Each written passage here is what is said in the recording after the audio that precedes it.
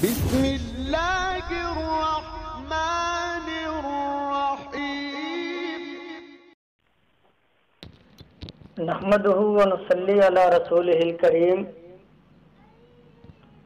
میرے واجب الاحترام سامعین حضرات، آج ہم مختصر دینی نصاب کا 5واں سبق پڑھیں گے۔ گزشتہ سبق میں نماز کے اذکار کے سلسلے میں ہم نے پڑھا تھا وَتَبَارَكَ اسْمُكَ، اور تیرا نام بہت برکت والا ہے۔ وَتَبَارَكَ اسْمُكَ، اور تیرا نام بہت برکت والا ہے۔ آج کے سبق میں اس سے اگلے الفاظ ہیں وَتَعَالَى جَدُّكَ، وَتَعَالَى جَدُّكَ، اور تیری شان بہت بلند ہے، اور تیری شان بہت بلند ہے۔ وضو کی سنتیں،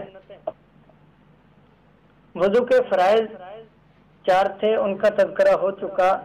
آج سے وضو کی سنتیں بیان کی جائیں گی۔ وضو کی سنتوں میں سب سے پہلی سنت نیت کرنا۔ سب سے پہلی سنت کیا ہے؟ نیت کرنا۔ حدیث مبارکہ میں آتا ہے انما الاعمال بالنیات، اعمال کا دار و مدار نیتوں پر ہے۔ اعمال کا دار و مدار نیتوں پر ہے۔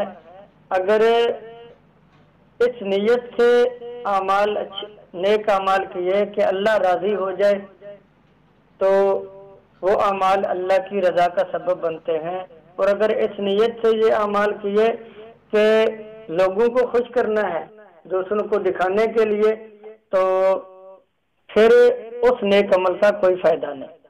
اگر دکھلاوے کے لیے کوئی نیک عمل کیا، اللہ کی رضا کے لیے نہیں کیا، تو اس عمل کا کوئی فائدہ نہیں۔ تو اعمال کا دار و مدار کس چیز پر ہے؟ نیت پر ہے۔ آج کے سبق کی حدیث مبارکہ، حضرت شداد بن اوس رضی اللہ تعالیٰ عنہ فرماتے ہیں کہ نبی کریم صلی اللہ علیہ وسلم سے میں نے یہ فرماتے ہوئے سنا من صلی یرائی فقد اشرک، ومن صام یرائی فقد اشرک، ومن تصدق یرائی فقد اشرک۔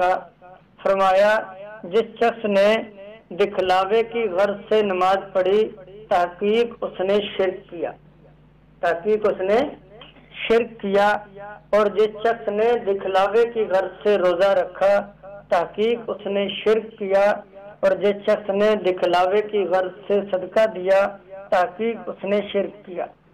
یعنی اگر یہ اعمال کیے لوگوں کو دکھانے کے لیے کہ لوگوں میں میری واہ واہ ہو جائے، لوگ مجھے نیک آدمی سمجھیں، اگر لوگوں کو دکھانے کے لیے نماز پڑھی، روزہ رکھا، صدقہ دیا، تو یہ اللہ کی رضا کے لیے نہیں کیا، تو حدیث مبارکہ میں آتا ہے قیامت والے دن اللہ تعالیٰ فرمائیں گے کہ جن کو دکھانے کے لیے یہ اعمال کیے تھے آج بدلہ انہیں سے لے لو۔ جن کو دکھانے کے لیے یہ اعمال کیے تھے نا، آج بدلہ انہیں سے لے لو۔ تو جس شخص نے لوگوں کو دکھانے کے لیے یا لوگوں میں اپنا نام عبادت گزار لکھوانے کے لیے یہ اعمال کیے، تو قیامت والے دن اس کو ان اعمال کا کوئی فائدہ نہیں۔ اگر یہ اعمال کیے اللہ کی رضا کے لیے کہ میرا رب، میرا اللہ مجھ سے راضی ہو جائے، اس نیت سے اگر یہ اعمال کیے تو پھر ان اعمال کا فائدہ بھی ہوگا۔ اللہ تعالی ہمیں دین کی صحیح سمجھ عطا فرمائے۔ آج کے سبق کی مسنون دعا، گزشتہ سبق میں ہم نے مسجد میں داخل ہونے کی دعا پڑھی تھی۔ آج کے سبق میں مسجد سے نکلنے کی دعا ہے۔ مسجد سے جب آدمی نکلے تو کون سی دعا پڑھے؟ اللہم انی اسألک من فضلک، اللہم انی اسألک من فضلک۔ اس کا ترجمہ یہ ہے اے اللہ میں تجھ سے تیرے فضل کا سوال کرتا ہوں، اے اللہ میں تجھ سے تیرے فضل کا سوال کرتا ہوں۔ بات سمجھ آ گئی سب کو؟ اللہ تعالیٰ میں دین کی صحیح سمجھ عطا فرمائے۔